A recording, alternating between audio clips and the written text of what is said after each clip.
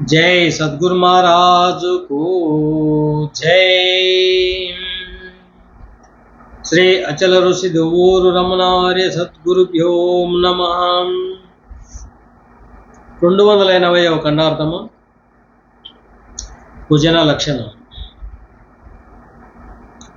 వటించిన చెన్నులు గల కుటిలాలకి నింద చేయు గుప్తపురవికెన్ ఎటువలె తన తప్పెరుగక నటువలె గ్రంథమును మెచ్చడతి దుర్జనుడు లేనిదే తప్పు వెతుకుచునుండో.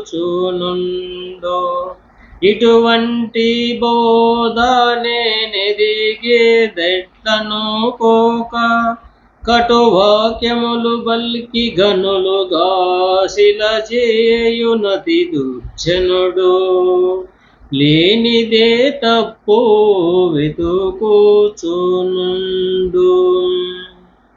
శిష్య,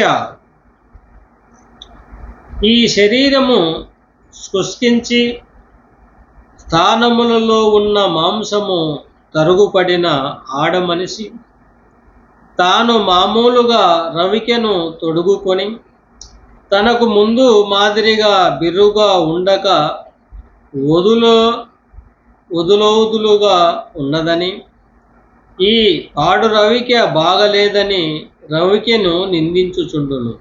కానీ తన శరీర బలము స్థలముల బలము తగ్గిపోవుట వలన ఈ రవికె వదులు అయినదని ఆలోచించదు. అటులనే కుర్రబుద్ధి కలిగిన దుర్మార్గులు అంతో ఇంతో బ్రహ్మ విద్యలో ప్రవేశము కలిగి ఉండి కూడా వారు పొందిన విద్య అల్ప విద్య అనియు, ఆ విద్య అచల విద్యమందు నిలవబోదని తెలియక వారు పొంది ఉన్న విద్యనే గొప్పగా తలంచుచుందురు.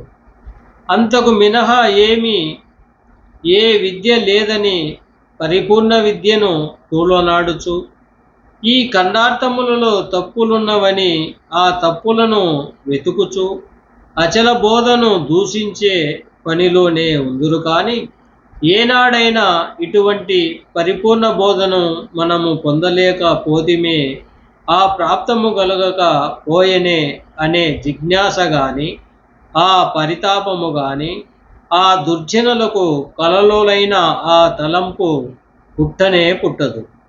అది వారిలో ఉన్న అహంభావమే నిజము దగ్గరకు కొనివక చేయుచున్నదని తలంచుచు ఉండుము. జై సద్గురు మహారాజుకు జై.